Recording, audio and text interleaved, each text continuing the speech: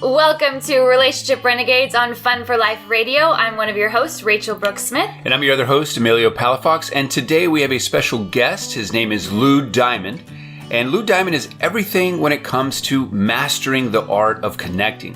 He is truly a dynamic speaker and master connector who will energize and motivate your organization to explode your sales, retain your clients, and build a thriving culture. For over 25 years, he has been a top sales performer, keynote speaker, and performance mentor. Lou is a consultant, best-selling author of Master the Art of Connecting, and podcast and TV host and founder and CEO of Thrive, helping businesses, leaders, and brands, and truly, in our opinion, pretty much everybody, thrive through the power of connecting. And as you guys know, we at Relationship Renegades are all about connecting. Lou Diamond, welcome to the show, brother. I'm so excited to be here. I got to tell you, talk about connection and energy, just the two of you, our little humor beforehand, before we started recording. I think every listener should have a chance to hear what happens before you go on. I used to, you know? Yeah. We should have an intro reel and a blooper reel. A lot of it if would things sound happen. like, You never know. That's what it would sound like. It's a list of phlegm-clearing activities. Yes. But I'll say this, I love what your program's about. I'm excited to be here and to get into it. Yes. Well, talking about connection, right? Yeah. Like you are the master of connection. I'm so curious, was this something that you were always passionate about? And if not, was there a light bulb moment that when you were like, oh, connection, that's where it's at? It's the answer. I think it's a combo answer.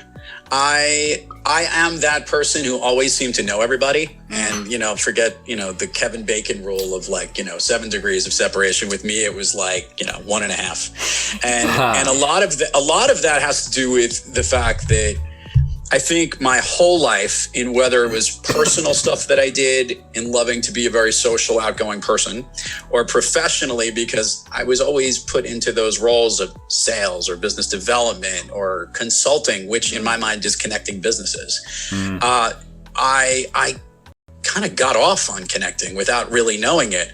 And there is something about connecting that we know. When it's, from a personal relationship, we feel that strong bond. When things start thriving in a business and they're jiving, everything starts to work a little bit better. It happens a little faster. And I think in the things that we care about, our passions, the passion projects, the things we do, this episode, this radio show or podcast program, when it clicks and it connects. When things connect, you truly do thrive and take things to a new level. So what I was always about was, I've always been doing this, and someone brought it to my attention. You asked if there was an aha moment, yes. Rachele. So it's kind of a funny story, but I was working on Wall Street. I spent a career in consulting in Wall Street. You could read my bio and all that stuff. Nobody wants to hear all that. What they want to hear, though, is that at one point I was trying to figure out what I was doing, because everyone always told me I did something differently. The way that I did sales was never just about selling a product. It was always about establishing a relationship. The way I have friends and still maintain those friendships throughout my life has always been I grow from those moments. So I ended up going to Las Vegas with a business colleague of mine who had a business, been going to the same trade show conference every year. And he said, listen, I basically was moonlighting. We won't tell my previous employer. Yeah. I think the statute of limitations is passed. We go to Vegas, we go out and we go to this event. And he says he's trying to grow his business and do everything in that 2.5-day conference. Yeah. In the time that we were there, he inked pen to paper 5 deals and signed another 7 by the end of the month, just at that conference, from the people that I was bringing and connecting with him. And I just figured this was normal course of business, because this is how I do things. And he said to me, I don't think you understand that what you do is different than what everybody else does. You need to tell everybody about it. And I said, what do you mean tell about it? He goes, you need to write down the way that you do things, because it's different, and I know the world will benefit from it. So with a little cocktail on some coach class on the way back, it was totally, I've skipped it out, Master the Art of Connecting. And it did 2 things. It produced the best-selling book, and it launched Thrive, my company, which was where I knew I wanted to focus, which was helping the best businesses, leaders, and brands thrive through this power of connecting, through the lessons I teach whether in sales or marketing or leadership, or even interpersonal skills, because let's make it clear that when you connect well, as we just said, you thrive, but you can amplify results, the time you spend together, the passion that you can have with one another, if you really understand where that connection lies. And all the muscles that I help people navigate through are the things that you really can grow with. So they're all applicable, which is kind of weird, but it just was a little bit of self-digging and a fun flight back on a plane with a piece of paper and a napkin on one of those little airplane things. And that was the kickstart moment. I love that. I love how you are, you found or was told kind of your gift, your talent, your strength, and are really maximizing it for the betterment of humanity right now. And I think, we're in a place where we want people to thrive because they're obviously going through a lot right now. And, one of our favorite quotes is, the quality of your life is based on the quality of your relationships. And I would add the connection to those relationships. I love in reading, the book and listening to your podcasts and things of that nature, how, or even on the radio show your podcast that you have, about how when you're interacting or networking with people, you see them more as a peer than a prospect. And I think that may kind of maybe dive in some more in terms of, how you interacted at this conference in Las Vegas and what you really do. And so can we dive a little bit deeper, and maybe if people are connecting, whether it's in person here or there, given where we're at, or even virtually, what's kind of the conversations that you're having with these people that really, takes that away? I'll give a little vocabulary adjustment, and this might even help with it. I hate the word networking. Yeah. Because first of all, I when I think of network, don't you think of like all the technical things, like the network's not working? Yes. Listeners need to know beforehand we were having a recording networking issue or something. The system's not working. That's what I think of with a network. And I'm not saying that you don't need networking and interconnectivity. We need it. That is part of it. But that is the essential root. When you dig down deeper, the ones that really grow and prosper are the ones that you connect work. This is connecting with the network of contacts you have. So it's not about adding more people to your network or followers or subscribers or whatever it is in your thing. It's establishing that really strong relationship that's going to maximize that moment for two parties. And I'm showing you here graphically, for those who can't hear us, like two circles, like this is my world and this is your world. And when I want to connect with that world, well, when we bring them together and they're kind of like just touching each other, that's not connecting. This is networking to me. Like you basically are meeting someone in your network. But when those worlds overlap, when you basically see into the world of another and take a piece of theirs, and they in turn also see what your world is about, this is the connection we're talking about. And what happens is, is that shared experience is understanding what it's like to be in the shoes of that person and what's going on in their world, and then bringing the value that you can bring into their world too. And what happens when that happens? You grow. There are times that they don't always connect. We always know this. Everyone has those moments where we're always shifting what our interests are and where we connect. But once you've had the common bond of a connection where you know how each other jives and what works in that thing, it's really a selfless energy that you need to exude onto who you're trying to make that connection with, to understand how you can make that connection stronger, where you can make it grow. Because when we do connect, both of our worlds get bigger from that. Think of the infinite possibilities of every time you make a connection, what that adds to your life, to your world, to their worlds. And great point, Emilio, in this time when everyone can't physically be together, and we've got this little piece of glass between us to connect. The best thing we can do is try as best as we can with this craving to really listen, to really understand what that target who we're trying to connect with needs, wants, desires, and how we can help them. This is not a very selfish attitude where I'm like, well, how are they going to help me? Right. I always joke about this. Like, these, were we allowed to use language on this? Yes, sure, absolutely. Okay. Those egocentric motherfuckers who basically are filled with themselves. Yes. That all they can see is their own world, what they care about, their priorities, their needs, their desires. Well, it's kind of lonely, isn't it? You're not letting anyone else in.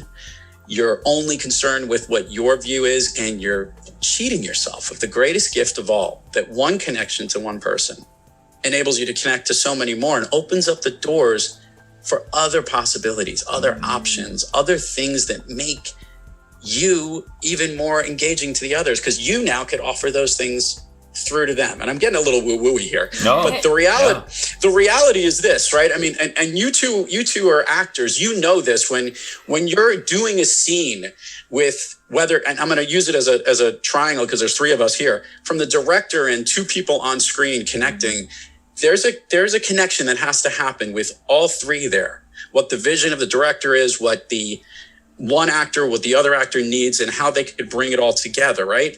You have to try and marry all what you need. How can I help you achieve what you're trying to do? And when you do that, and they're all in that flow state, the scene happens quicker. You nail it down. It probably also is attractive to everyone that's watching it. Yeah. Because you're all like, oh my God, because we are enamored by those types of connections. We are like an outside planetal force or global force, whatever you want to call it. We're drawn in. To those connections. When you see someone walk into the room who has their shit together because they're confident who they are, they own their well-being, and they're giving, they're the one that everyone wants to hang out with at the party. They're the ones we want to go see. We can't wait to go to parties, right? I know. I saw you guys. You guys were outside and you saw these people hanging out in Santa Monica. It looked amazing. I wanted to be there. Yeah. I just look at it as those. You are cutting yourself short if you're not opening yourself up to this power of connection. And even more importantly, you are damaging those that you already have the connections with if you don't maintain these connections and the strength that they have. And I think that's why when it comes to relationships, bringing it full circle for your show, it's an ongoing working job to build on those connections and relationship. It isn't like, oh, I just had that one great moment and it stayed forever. We know that's not the case. We're always working on helping each other's world out, being empathetic, being fearless and helping each other move into courage, being truly authentic to who you are and owning your superpower on earth. I've just kind of broke down the 4 pieces of what being a master connector is all about. And when you do that every day with the ones you love, the ones you really care about in your relationship, your connection not only gets tighter, it expands in certain ways because you're helping and being more open as you both change and evolve throughout life. Yeah. Yes. And I love that you basically just kind of describe something without describing it, but I'd love you to really break down an acronym that you use called SAFE. That was basically what you just talked about without really saying it. Because I think it's really helpful, because along with that, my question for people that are listening, they're like, okay, Lou, I hear you, but I am insecure. What if someone is going through a heartbreak and they feel lost? They feel like they feel broken. They feel like their confidence is shattered. What advice would you give them? And obviously you can tie it into SAFE if you want to or not. What advice would you give someone who is in that position? To laser in on that very question, and one of the connecting core muscles, which is the SAFE, which Rachel brought up, which is the SAFE. I'm going to jump into the F. And the F is a fearless mindset. It is not void of fear. This is not like, I'm going to be Superman or what did you guys say on your website? Kill the Superman, find your Wonder Woman. Yeah. Yes. And by the way, just as a quick, because you mentioned that, it's like when you were talking about, it's not about the I, the self, when you're connecting with people. And that, when we say kill your Superman, it's like the ego, like kill yourself to find your Wonder Woman, or to find happiness, or to find connection, or to find better relationships, right? It's like, because when you eliminate that, there's this beautiful connection that happens around us, within us. Yes. And kind of the things that you're explaining. But anyway. Yeah, so the fearlessness. Yeah, well, but your topic, you just alluded to it. When a fearless mindset comes in to someone that's been heartbroken or crushed or had something that took them into that place of fear. I want to give a key distinguishing part about fears. There's fears which are real. Those are real things we have. We do have fears. We are afraid of things, like tigers or things that could hurt us, or being or failing, or not having a connection with someone. It's a big fear, right? Is like that loneliness feeling. But fears are real. But there's these things that we have many times which are much what I love to call the lies we tell ourselves that are embedded in a fear. And I call those limiting beliefs, as many people do. Those are the things that will say, I can't get into another relationship. I can never find the right person, or I can, they're not going to like me. They're not going to respect me. They're not in my league. Yeah. All of that stuff, which is actually true about us and you two. I mean, oh my goodness. Not at all. No, sir. But this is important, that those are limiting beliefs that are deeply rooted in a real fear. And what we do in the connecting core to strengthen the muscles, and that exercise, that workout on growing your F muscle, which is your fearless mindset, is we need to move through the fear into courage. So in the example Rachel's asking, if somebody's in that spot and they're in that place of vulnerability, of all of those things, it really is important. I have this 3-step thing that you go through, which is a great exercise. And by the way, this is a great exercise, not just in a relationship piece, but it's always a thing when you're hesitant to do something. So it's a 3-step movement on how you can move through fear into courage. First thing you need to do is you need to identify that fear. Can I play a little role play here? Because let's do it. Yeah. Okay. So, Rachel, when you feel some kind of fear, I'm going to use something real, right? Yeah. I saw this in your social feed recently. You were up for some gig and you didn't get it. Okay. At the very moment that you didn't get it, tell me what you were feeling, what that feeling was, that fear that ran through you, because it did. Yes. I mean, you voiced it too. Yeah, for sure. What was the fear? The fear was, the first thought was like, oh man, why didn't they like me? Or like, I thought, I was on a veil for the job. So it was like this certain amount of confidence of like, ooh, they liked me. And then all of a sudden it was like, oh, they chose someone else. Like, what if I'm not good enough? What if I'm not pretty enough or talented enough or thin enough, or all those different things came up for sure. Yeah. So these are like the little what ifs that start yelling in your head, right? Yeah. They're all there. And those are those limiting beliefs. They're shouting and screaming. And by the way, we all get them. By the way, I'm a speaker and I speak on events, and sometimes they don't pick me for an event. And I have the same thing. Oh man, they didn't like me. I wasn't good enough. They didn't want to hear my message about connecting. I didn't connect with them. All of those things. Yeah. So the first thing you need to do, and by the way, when that happened for you personally, where do you physically feel that feeling? Is it a gut thing, a neck thing, a head thing? For you personally, when you get like uncertain, where does it keep? Mine's gut. Mine usually is, I am very connected to my gut. Actually had a lot of gut health issues growing up. I think because of I grew up with a lot of fears and I didn't have these tools that we're talking about to process them. Emilio, when you get that fear feeling, which I know you're fearless, you're like a rock. But when you do, where do you get it physically?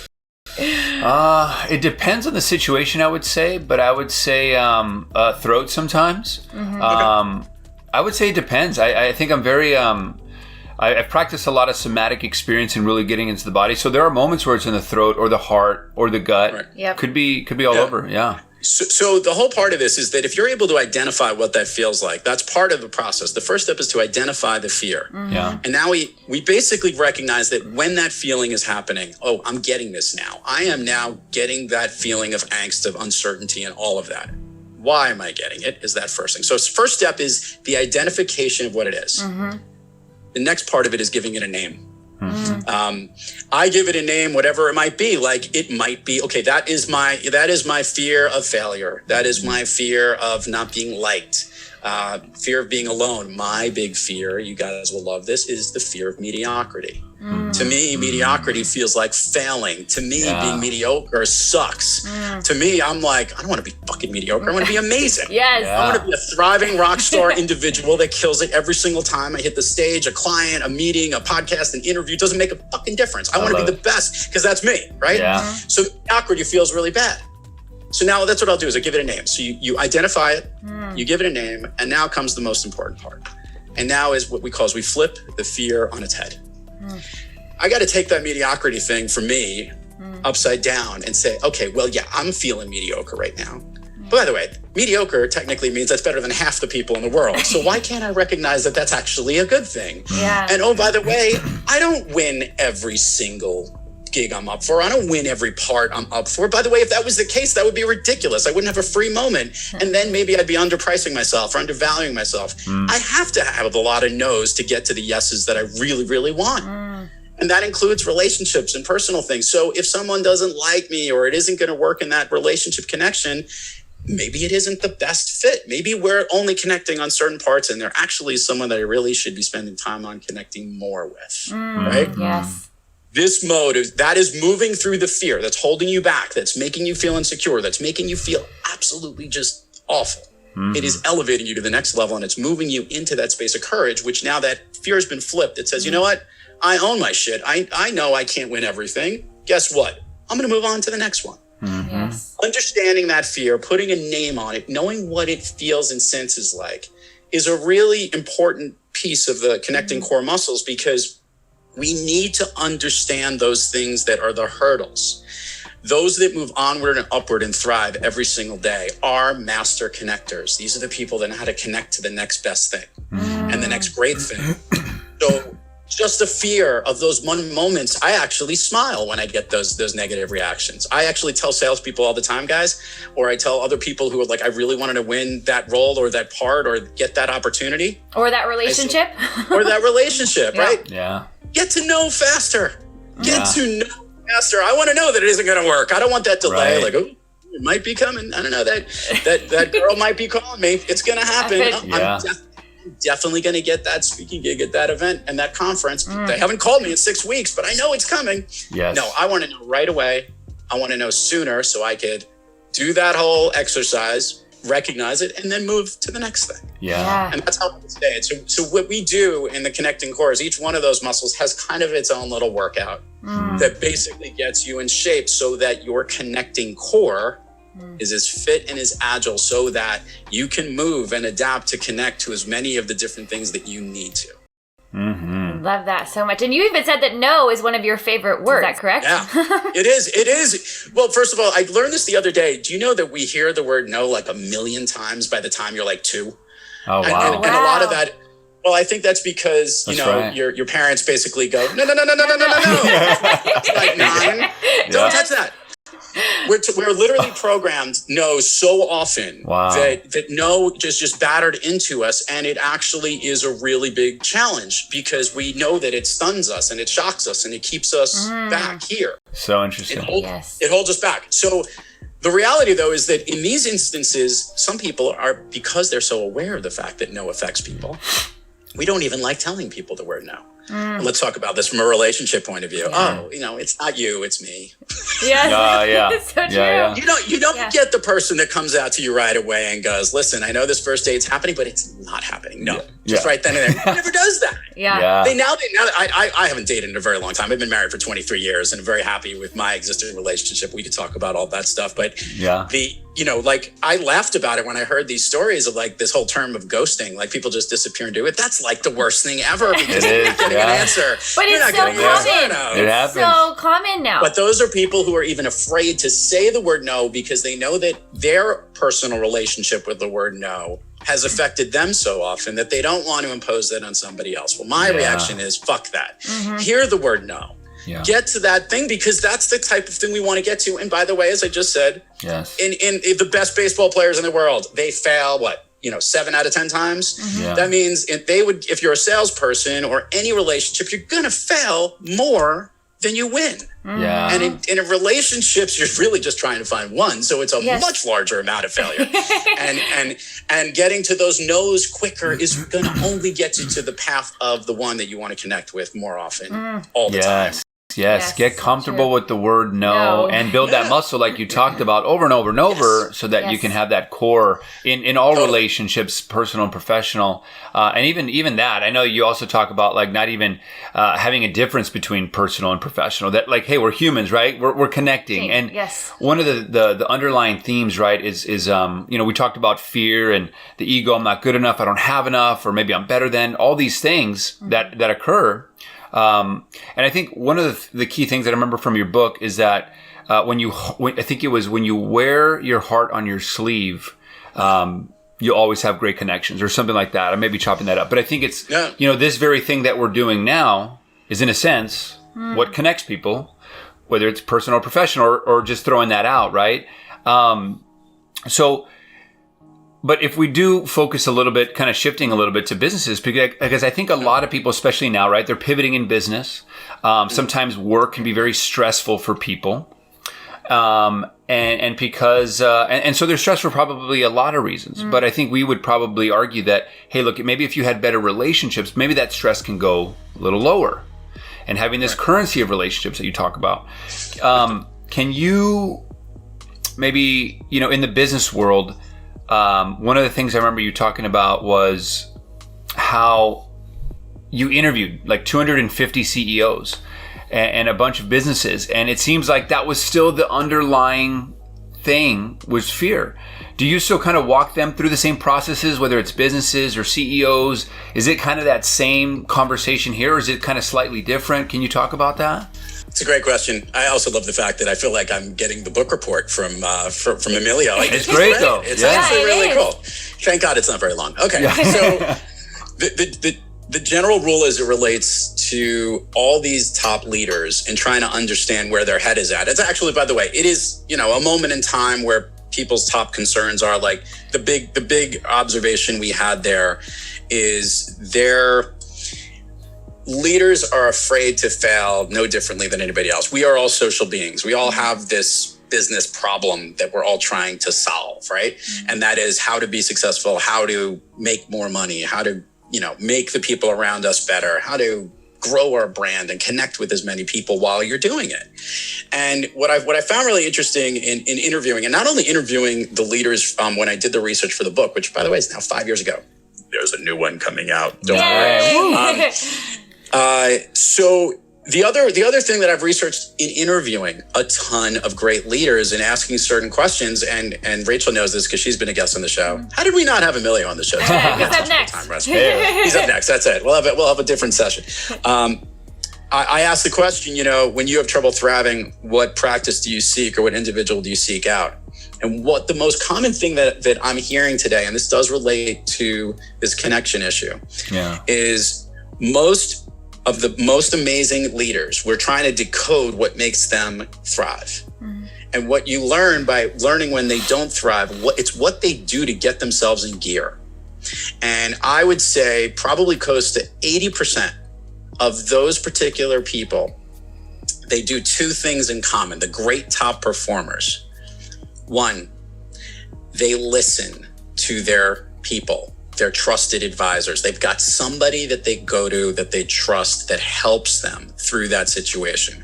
A friend, a lover, a partner, a parent, a confidant, a former work colleague. They all have someone that falls into that. And then the other thing that's fascinating is that they need to physically move.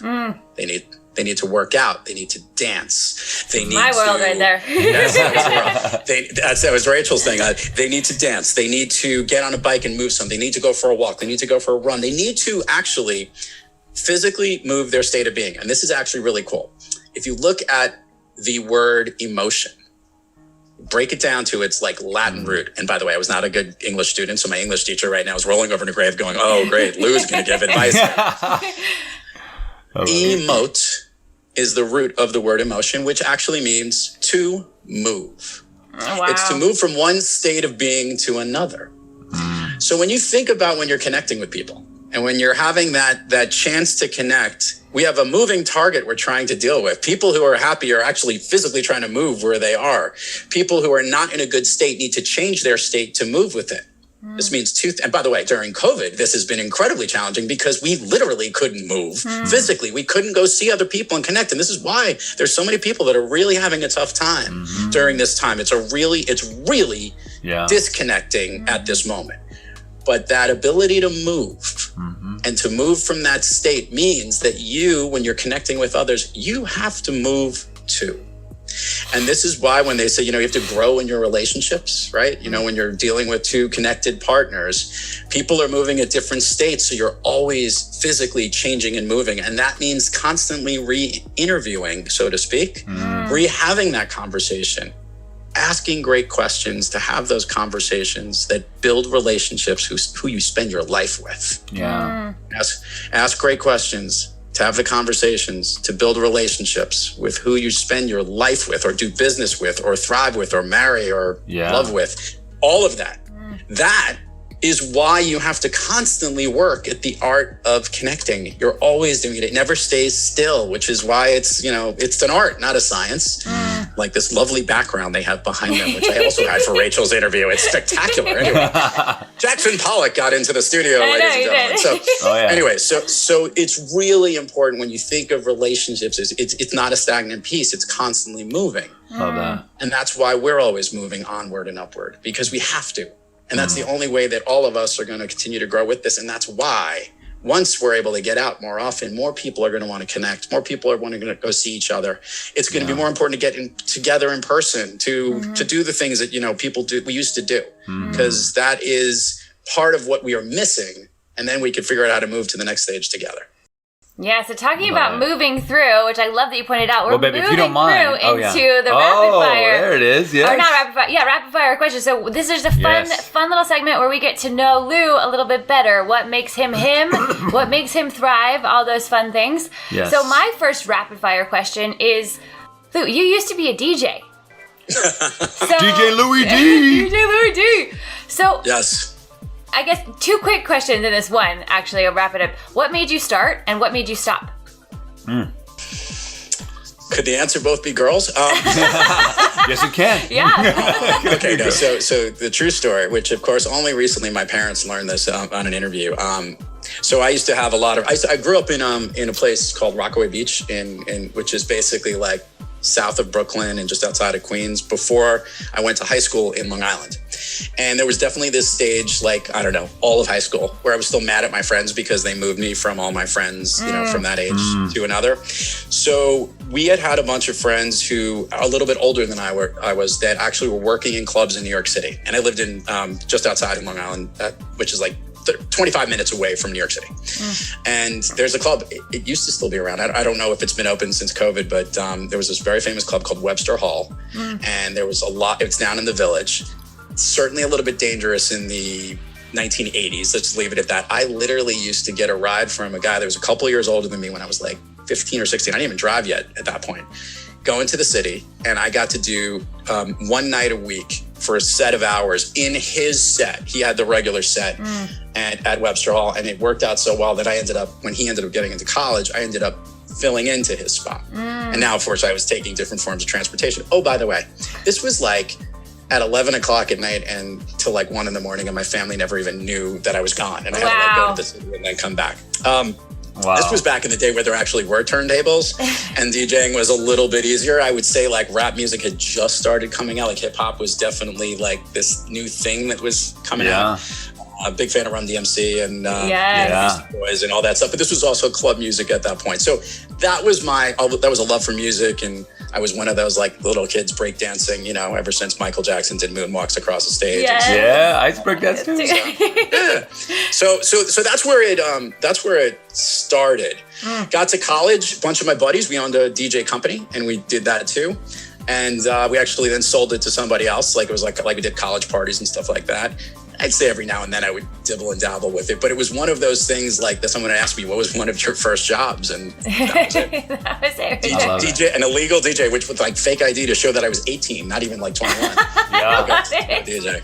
That was back then. I love it. Amazing. Awesome. And I definitely did it because it was really cool and there were a lot of very good looking girls. Yeah. And then there's that. And the stopping point, I'll just do both of mine so you can take the next two. But the stopping point, well, why'd you stop?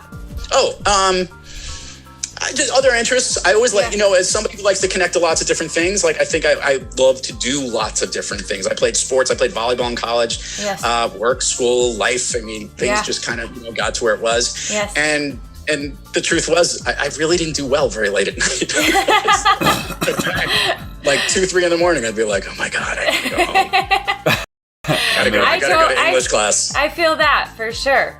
All right. Well, speaking of the evening, not 2 a.m. in the morning or 3 a.m. in the morning, but let's say, what would be your ideal evening with your wife? If you had to like set that up and you could have, an ideal evening, what would that be? I'm going to give it into 2. I'll split it. I'll give the answer that everyone would love to hear, which would be like, we'd go out for some nice cocktail.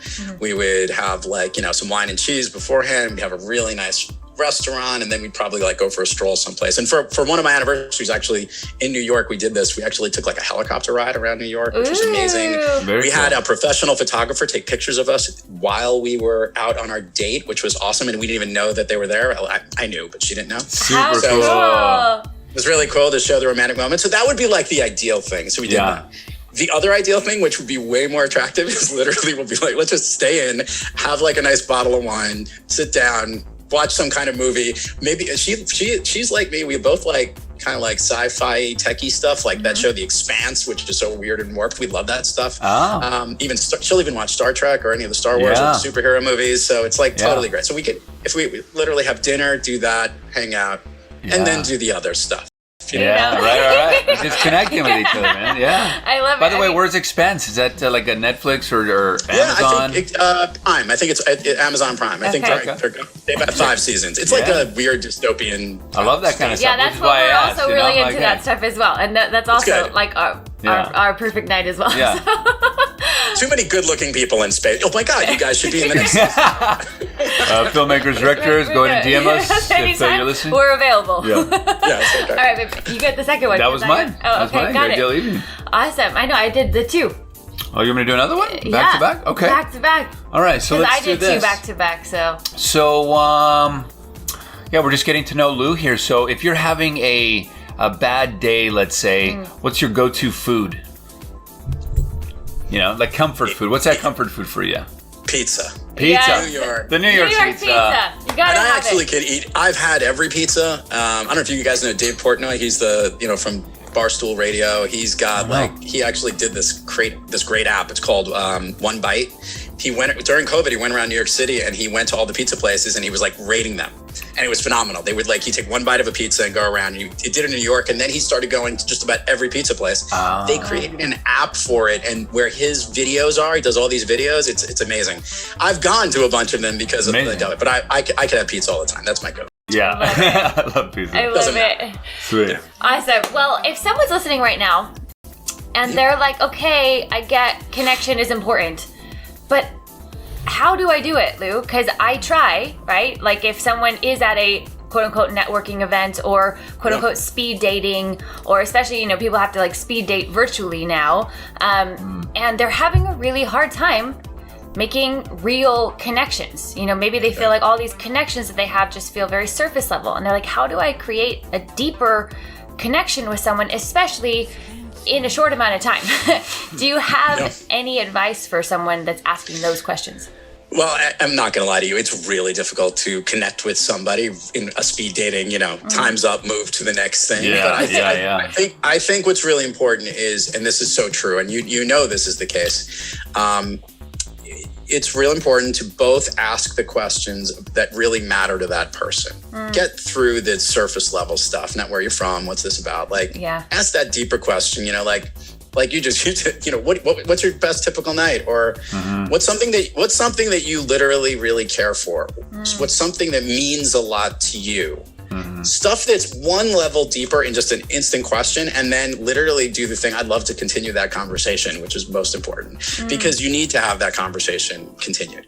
I've always joked that you can't judge the book by its cover, and a lot of times you will make a connection past that first part, but there are some people that just won't connect. Let's make it clear. There is a chemistry component to this. There's an energy flow, working to connect, but sometimes people are just never going to get past that part. It's that recognizing it early on, and this is not easy, but you can try to, if someone doesn't want to let them in, or maybe someone wants to go in too far or too deep and try to overstep bounds, there is a little bit of asking permission on how far to do that. And if by doing that, that's a kind way to connect with anyone. We do that with clients all the time. Is it okay if I go down this line of questioning? I even did this with Rachel. Right at the end of our interview, I said, can I share something with you that I think will make you even better than whatever it was? And then, I didn't say, let me tell you, Rachel, what you did wrong in this thing. It's asking permission first to engage, to connect is actually a great way to connect better. Yeah. And I love that question too, because, one of the main themes here at Relationship Renegades is in any relationship is helping people to feel safe, seen, heard, and loved. And when you ask permission, like if I ask, hey babe, something's coming up for me, can I share this with you? You know, it's like there's like the guards off. Like I'm just like wanting to ask questions. I automatically feel safer. Yeah. So I love that. It's coaching. I mean, if you've got a coach, and a great coach is always asking and not telling. And there's a great lesson about this that I coach people on all the time, which is when you come from tell, you feel you have power, but it really just becomes noise after a while. It's like, I have a son named Alec. I'll be like, Alec, go clean your room. Clean your room. Please clean your room. Don't, God damn it, clean your room. I tell them to do it. And then I'll be more along the lines of, do you think cleaning your room would be a wonderful idea before your grandparents come over? Do you think you want to see it like this? Yeah. You have a little bit more leeway when you ask someone something as opposed to telling them. And that, I think, is why that permission-based thing works really well in a relationship. And it's also really good, like permission to just kind of check in on you. Like you seem like something's bothering you. Is it okay if I ask you what's wrong? As opposed to tell me what's wrong. Like, it doesn't work. Huge difference. It's a big difference, and it's also a really good way to build a long-term relationship, is to understand that permission is always something that you need to ask, because you can get a little comfortable with each other and not ask for permission and just voice what you feel like. This happens a lot. That permission-based thing is a real connector to you, and it starts off the better connection. It brings you back to your level set. Man, I hope everybody really heard that. If you're listening right now, like really tune in. Can you just say that again? The asking for permission and being okay with that, right? Because I think a lot of people don't even realize that they can do that. That like, I could... What are some other things that maybe people don't realize about question asking? Because you are the question master. Well, and it's funny because there are a lot of times that I'll go down questioning and I'm just playing off of what I'm hearing and I'm building and like almost double clicking down each time. I think you're allowed to like double click one level before security pops up and a little thing that goes to fill out a survey before you go here. And therefore that ends up being, is it okay if I go a little further here? Or is it okay for me to engage? There's a great coaching joke that I'll share with you in the line here, because coaching is all about permission-based, asking questions. And I've this one guy who's a coach comes home one day, and he basically gets home and he's there with his wife and they get in the bed. They're a little bit frisky and he's sitting there and kind of asks you, what do you want? And she very sharply turns to him and say, not to be coached. We've literally had that in our relationship before when I'm like, babe, don't go into coach mode right now. Like, we're coaching me, the beginning. And I don't like it. Vice versa, So I always joke about this. I have an exercise that I do with a lot of my top elite sales performers and CEOs and who I work with and helping them thrive. And one of the things we do is we try and come up, one of the S in SAFE is your super why, as I like to call it, which I actually think is really your superpower. It's unleashing your superpower into the world, the S in that muscle, and understanding what it is. But a lot of times the way you have to find it is by asking your closest peers and confidants and people that you really have connected with who know you really well, because sometimes they see it better than you do because you get it. So I have them come back and they throw words at them, whatever. But my one major rule is you are not allowed to include in that list of people you go to your spouse, your girlfriend, your mom, or your dad or parent, anything like that. They can't. It has to be distant from family because the answer you will get from those people is significantly different. It always has a little undertone, like if I ask, my mother, well, he's nice, but he's not so neat. Right. Well, fantastic. Great. I love that. Well, switching gears just because before we, and you guys, if you guys are just tuning in, you're listening to Relationship Renegades on Fun for Life Radio. We're talking to Lou Diamond, really just the master and with the art of connecting. And so switching gears, we've been talking about the connecting to others professionally, just in all relationships, really. When it comes to the connection to yourself, whether it was in the very beginning as a child or who you are now, what are some ways that you were able, or what are some ways that you deeply connect to yourself or have connected to yourself to be the person you are today? Yeah, and for the record, I've needed to go to others to have that reflection. It is hard to look. You can look into yourself, but sometimes a good coach helps you do that. During that transition period where I went on the plane and wrote the book, I wasn't exactly sure what the heck I was doing and what business I was going to start, and I did seek out a coach, and two things came out of that. One was to literally get certified as a coach, which became a component of what I do at Thrive, but it wasn't to be a coach. It was actually to take those lessons that we just talked about of coaching and apply them to connecting in business, which is where I found that strength. So I do seek outside people to help me better understand me every once in a while. And and in this particular case, I do look to the loved ones I have in my life who can help me get there. But when it comes to myself, I've learned two things about that I need to do when I'm off my base. One is I need to hop on that Peloton bike. I don't know what that thing does, but it literally maybe it's that they're motivating me with a lot of positive reinforcement, but I'm also getting an incredible workout. All the endorphins are flying. If I don't do that, at least, I usually don't miss a day, but I won't go more than 2 days. And that's one. And the other, which I've really learned, and you're laughing about it, I drink a ridiculous amount of water. And it sounds funny, but I'm like constantly refreshing myself. I'm taking care of me. And when I take care of me, this thing's working better. And maybe more importantly, the energy I need to give, because I am all about exuding this energy to help people understand that all these connections that I have with me are what I'm feeding off of. On the day that I interviewed Rachele on our podcast show, at the end of that day, I had 8 interviews afterwards. She was like, there was an earlier one.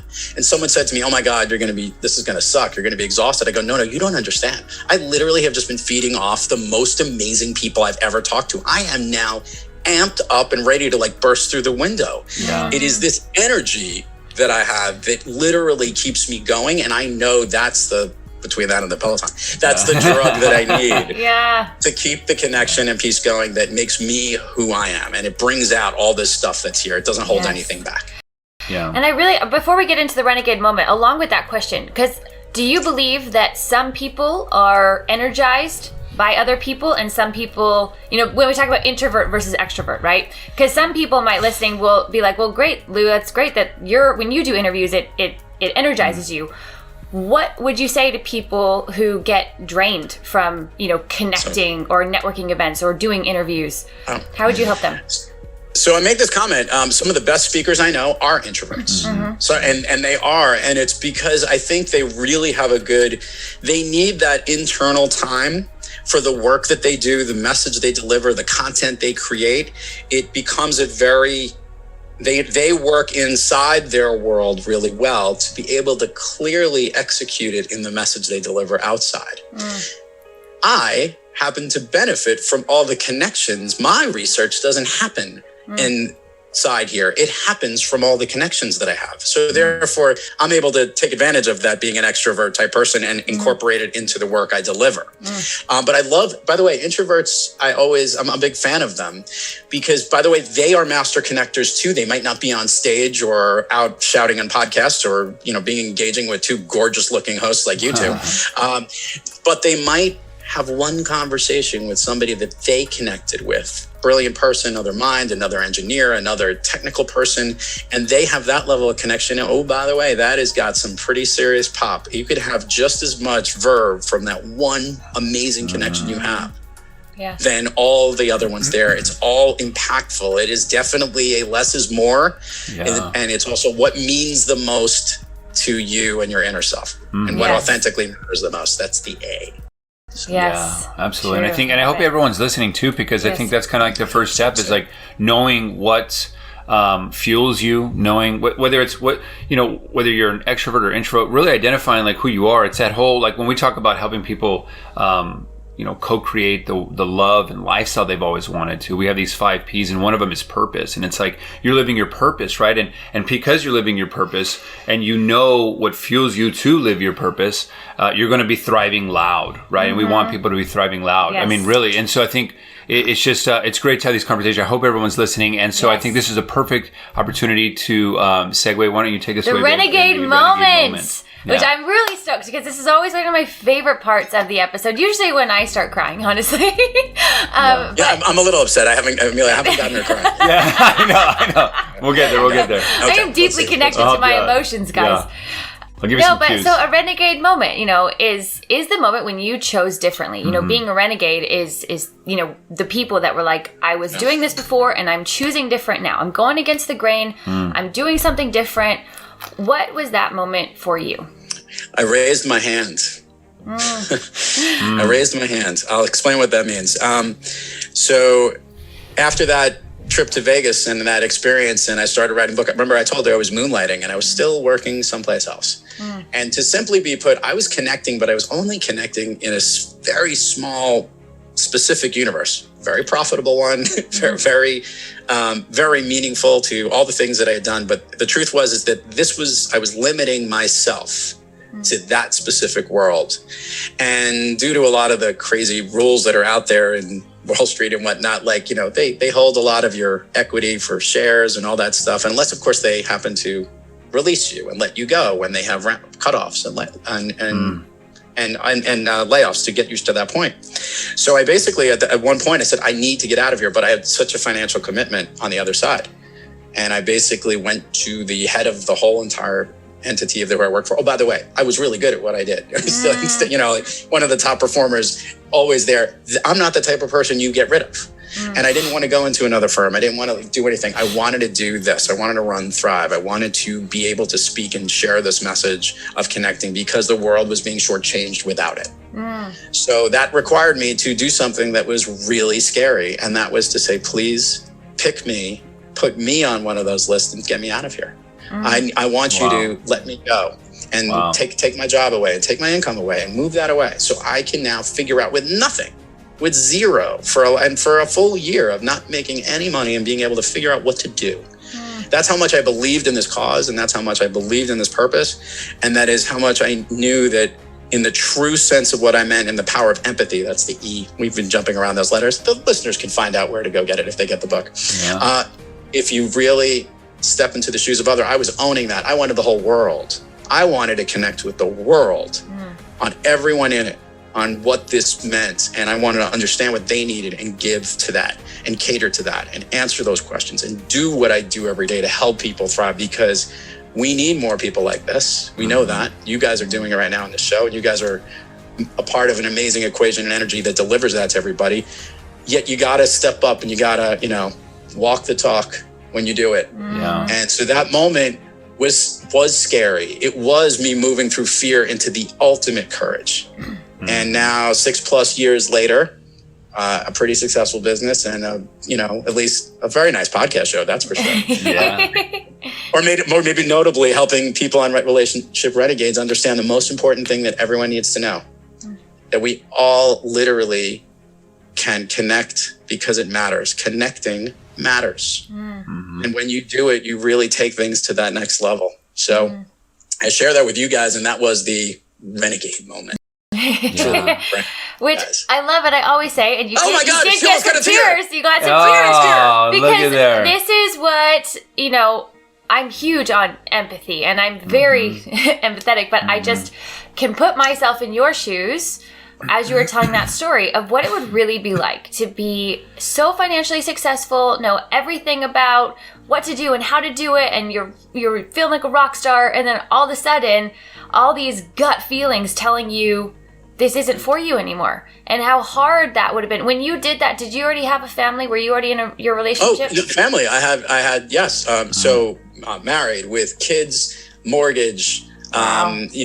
That both kids are now, by the way, in college, and now married, going on 23 years to my beautiful wife, and incredibly happy every single day because of it. But I could never have done it if I didn't have somebody that was a trusted person like her to stand behind me and believe in me and stick with me during all this crazy.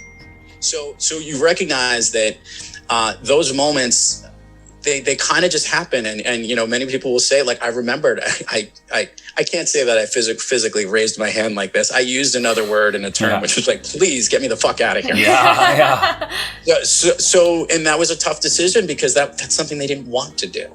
So they had to kind of, I had to connect enough with them to recognize that this was it. Otherwise I was going to go elsewhere and whatever it was. But the reality was, I just said, get me out of there.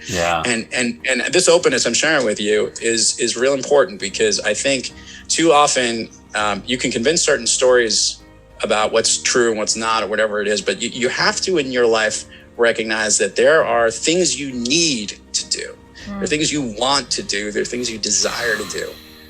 And it's really hard to package that all into one moment because, those needs, wants, and desires are a little different and they have different values. But when they mean so much to so many people and more than yourself, and that that it will eventually get to the people you need to connect to and you'll be able to highlight what you believe in, you will thrive. Yeah. And that's what I'm all about. Yeah. I love that. Thank you so much for sharing that, brother. Yeah. I mean, and I can't help but resonate with that story because I too, I lived a past life and I think it was 6 years ago, hit rock bottom. I was just transferring from finance, accounting, consulting. And, but mine wasn't raising my hand. I got fired from a consultant job, but it was the best thing that ever happened. I thought I was the shit back then and I had to get humbled really hard. And that's a whole nother story and journey, but I resonate with that. And I thank you for sharing that. And I truly believe there's so many people, even pre-COVID. And I think maybe this is a lot louder now because of COVID, people, wanting to pivot and people wanting to they're probably dying inside more and more and more, and they're wondering God, so the question is kind of twofold of what was the tipping point? Because unfortunately, I feel like humanity. I love that you kind of raised your hand finally, because I feel like so many people, life has to happen to them, some unfortunate event that makes them do it, like mine. And I love that you volunteered. And so I'm curious as a tipping point and whatever else is coming up in the present moment to maybe help those people. God, it's it's in their head over and over and over. I need to do something. How can we help those people do it? Well, I mean, I'm sure you've seen this in every single after-school special or Lifetime film, whatever it might have been. That they're always hitting about the relationship. That somebody needs to step up and make the change if it's not working, or if the connection isn't right in there. The initiative you need to take is it's a spark, right? And it no different than going to go after the person you're interested in going out with. You have to make the move, right? Yeah. It's all about that move, right? All the great leaders figure out they need to move the position they're in. I want to change your words. You're both athletes. I know this. Yes. The word pivot, I played basketball. And pivot, always move around on one little circle and spin in a different direction. That's right. Yeah. I don't think of a pivot. I just think it's just a shift to onward. It's just a change of direction and onward. You're always moving forward. It's just now maybe a different angle that you're hitting it at, right? Yes. And I think a lot of people, I'm pivoting my business. Yeah. I love it. As I roll my eyes, I say this. I go, no, you are adapting so that your business can connect to the audience, the target, the end goal that you're trying to achieve. This is the same connection thing that your business is just like you in the way that you need to connect with others. It has to have all the same connecting muscles to customers, to brands, to products, everything that you do. So think of that world. That's why I always use that globe or world or orb view when I describe this stuff, because that's how we have to almost think of ourselves and just always let the right things in, and those opportunities will take itself and move forward. Take that step and change your position and emote. Yeah. And you will get to where it is what you need to do. Yes, I love that. And kind of speaking on that, before we get to the favorite finds and wrap up the show, I'd love to know, in your personal relationship with your wife and your kids, when was there a time when you felt like you failed at connecting with them? And when that happened, what did you do? And how did you do it? It's such a great moment. I think it's funny. I looked at myself. They were doing that thing, the 10-year ago picture. They showed you, here's me at this age, and here's me 10 years before, right? Yeah. There was a lot of that going on in social media. So I looked at one that showed me I'm 50 years old, and I looked at my 40-year-old picture. You look great for 50. I would not have guessed that, by the way. Hold on one second. Rachel just said I look great. Yes. Let my wife know that one. Okay. Yeah. So, thank you. I'll take that compliment every time as an album. So along those lines, what was I saying? She totally distracted. Yeah. A moment when you failed, when you felt like you were failing at connecting with your family. And what did you do? In that 10-year-old picture, when I was working and I was very obsessed, and by the way, I was doing the best I'd ever done financially. I was living in a bigger house than I'd ever lived in. My kids we were going on vacations that we were able to do. And I was miserable. Yeah. And I was miserable because of that whole thing that I realized I wasn't really connecting to myself. I wasn't connecting to others, and I wasn't helping others find the superpower in this connecting, right? All the three of those. So, but I didn't know that back then. And by the way, I looked at the picture of myself when I was 40. I was definitely heavier. I wasn't nearly as fit. I was sitting all the time. And oh, by the way, I was missing my kids' childhood because I was working so much.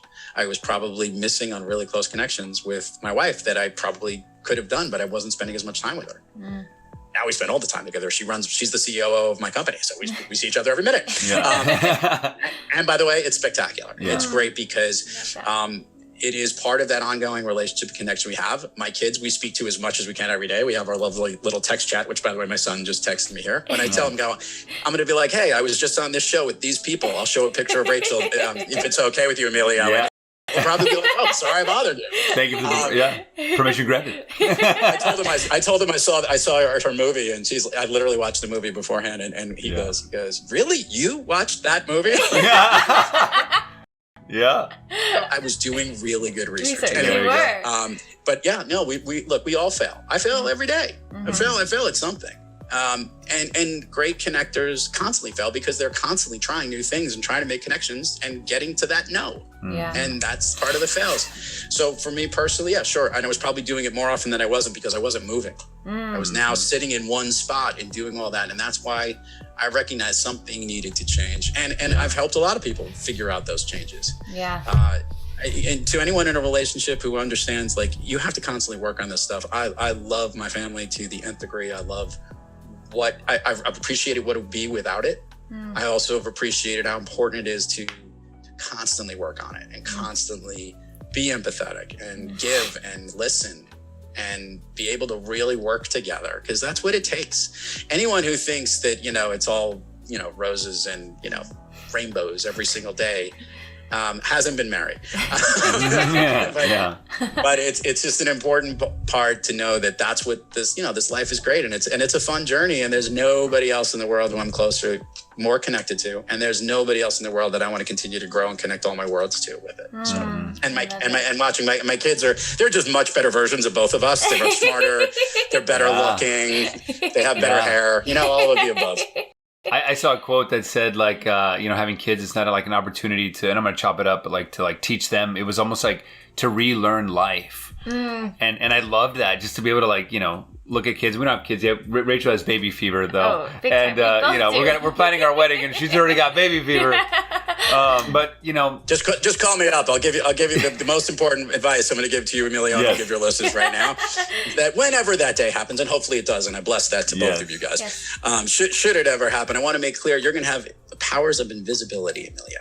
See, because when eventually the baby comes into your life, everyone in her family or your family, they're going to come and they're going to see her and they're going to say, oh my God, how you doing? And they're going to see the baby. Oh, I want to see the baby. And the only person in the world who could see you with your invisibility powers is her. Emilio, get me this. Looking forward to power of visibility. I tell this to every new dad, and I tell it all the time. I go, you guys just don't understand. This invisibility thing is real. I go, like, people will just walk right through you. That's a really interesting point that I've never thought about before, but that makes so much sense, and I could totally see how that could happen. So I'll make sure that doesn't happen with you. I'll be what about him? You heard it on the show today, guys. He's going to be invisible. There's nothing you can do. It's just this is a universal law. Well, then I will support you through it. Yeah. Yes. He's not invisible to you. It's just every family member. Yes, no, I do love that. Well, and kind of getting into that, I would love to switch over to your favorite finds, because, kind of along with this, like, that's a favorite find to me. Like, that's a new aha moment that I've never thought about before. Is there any favorite finds? It could be a book, a poem, a movie, anything. Any new favorite recent find. Like new favorite find that you really love and want to share with our audience. It's fun. I was about to say, because that's how I met Rachel, was Clubhouse as a favorite find, but I don't want to say it because I know that's going to, by the time this episode airs, who knows where it'll be at that point. The whole world will be. I'm gonna, and it's a great connecting, as you can understand what I'm all about. It's a phenomenal connecting vehicle for me. A favorite find that I would say right now is I have found a group of trusted folks that do what I do. We have just recently found this group, and it is powerful. They are It is an open forum. It's like the mastermind of masterminds. I mean, just imagine having a lot of people like me, but even better, all in one group. And the find of this is what I would tell anybody is to find your mastermind. Find the group of those trusted people that elevate you and push you, and you can go to when you have stuff that these are peers at your level, above your level, whatever it is, who are all going through similar things. More than a coach, more than any one-on-one counseling or therapy or anything you could go with, having a group of people, a small niche that works, that mastermind will elevate every aspect of what you do and get you focused when you need to be and get you dreaming when you should be. I love that. Wonderful. Oh, so true. So true, so true. And I think true. before we tell everybody where they can find you, given that, I think that's so important just to dive a little bit deeper on that, because, you know, one of the questions I wanted to ask was, of course, like how to find your tribe or how to build your tribe. And, you know, and you could say mastermind, whatever that is. What are a couple things that they can do to find that? And once they find that, what are a couple things that they can do to continue to nurture that? Because, you know, we talked about connecting to people and all the things throughout the show, but, you know, I love the tribe aspect, the mastermind aspect that will up level you. So what are a couple things to maybe find that and to keep that and nurture that? So you know, the best, I always like the fact that when you graduated college or high school, they called it commencement, right? And that means the beginning. Right? Isn't that always very funny? Like, did I just end something? And That's cool. We're beginning something new. Well, that's really important, I think, because I think you got to remember we're always learning. We're always like, I'm sure you guys know this. I even joke about this. I was telling this to a colleague of mine, and she is coming out with a new speaker reel. And we were talking about what you need in it and all this stuff. And I was giving her some advice, and she's one of these people in this group. And she goes, wait, does it ever end? Does it ever end? I'm always doing another reel. I'm always doing another speech, another presentation, another piece of work. I go, no, it never ends. I go, you're constantly doing it. And I go, it shouldn't end. It's always a journey. You're constantly connecting to that newer version or the newer brand or newer business of yourself. That's what's happening. So when you think about the ongoing path moving forward, right?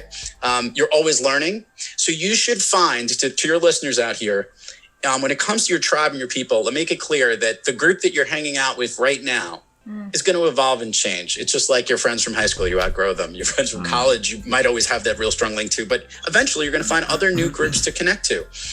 And I think it's really important that it's not like you're always actively looking for it, but you should accept more people in when you're connecting. And what that will do is when you embody your superpower, you're authentic to who you are, you have your fearless mindset, and you are as empathetic as you possibly be to stand in the shoes of others and bring them into your world. When you do that every day, you're going to start to see some commonalities of who you do connect to and who wants to connect to you.